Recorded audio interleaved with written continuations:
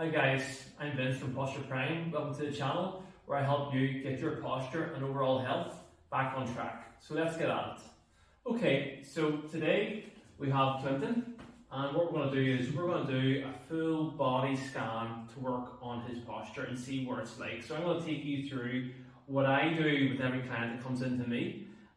So first, Clinton, what I want you to do is I want you to stand just as you normally would. Yep.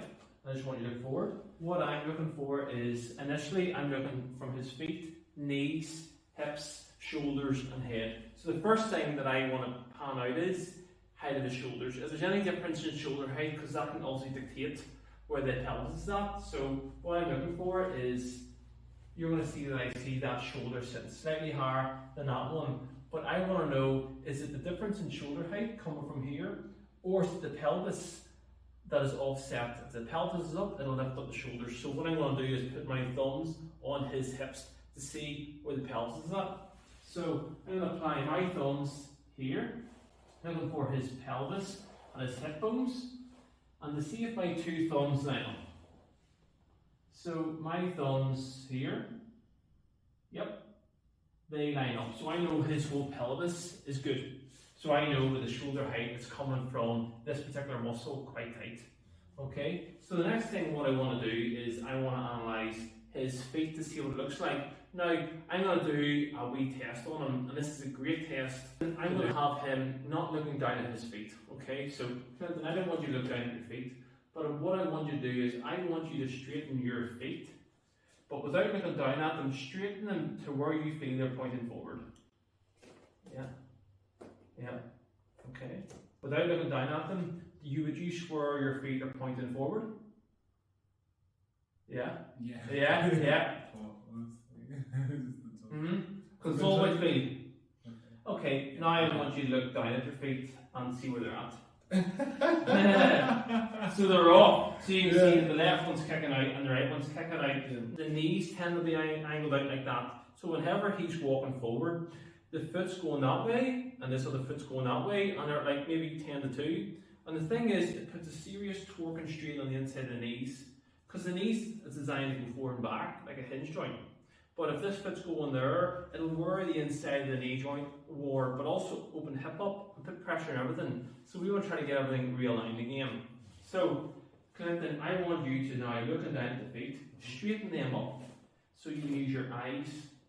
Now, tell me, as you're standing there, how that feels.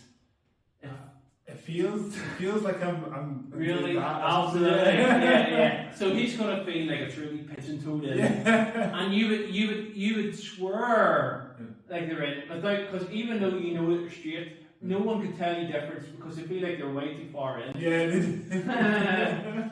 You're sitting there, you stand in this position for maybe 2-3 minutes, you'll start to feel strain on your hips, because as you turn in, you're pulling the hips in, and that'll decide, and you'll have good awareness of what's tight. Now, as you're standing there, do you feel any strain in your lower back, hips, knees, anything? At the moment, it's mainly just kind of more towards like the bottom half of my feet is feeling kind of more inverted. But everything else seems kind of alright. Alright, okay, because it's common for people to feel it, hips and lower back after a while because of that strain in. Okay, now I sense a tiny bit of like, there's something here, like a tiny bit in the hip. If you were to hold that longer, you'd feel it a little deeper. Like, probably, yeah. So what I want you to do is here, the next thing I'm looking at is his arches. So you really want to work from the ground up because the feet play such a massive role.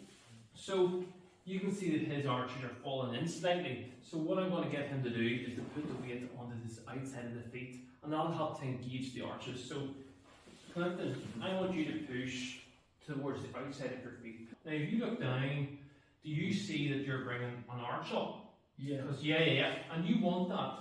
And even this foot, give me a better arch in this foot. Perfect. Okay. Because your arches, they need to be working all the time. So what's common is his foot have collapsed in, but as the feet go in, the knees collapse in, and it puts torque and strain, and everything's pulling in. But we always want to be pushing outwards. So you want to be pushing outwards, so most of your weight is coming from the outside of the hip down into the outside of the body and down. So you've got the arch. So you can imagine 3/4 of your foot on the floor and your arch is up, because that arch is acting like a shock absorber and is a spring for your body to work off. If that arch falls in, that means that you've got no shock, and every time it's going to be thudding, so you want that arch coming up. Yep, but the big toe stays down. Yep, and that's perfect. Right, now holding here, you'll feel a lot more muscles working that doesn't normally work. So what I'm looking at next is where his knees are at. So I want to make sure the knees are pointing forward.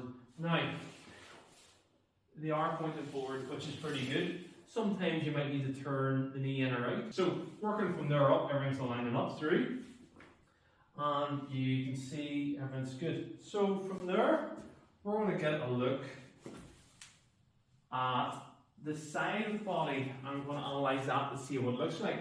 Okay,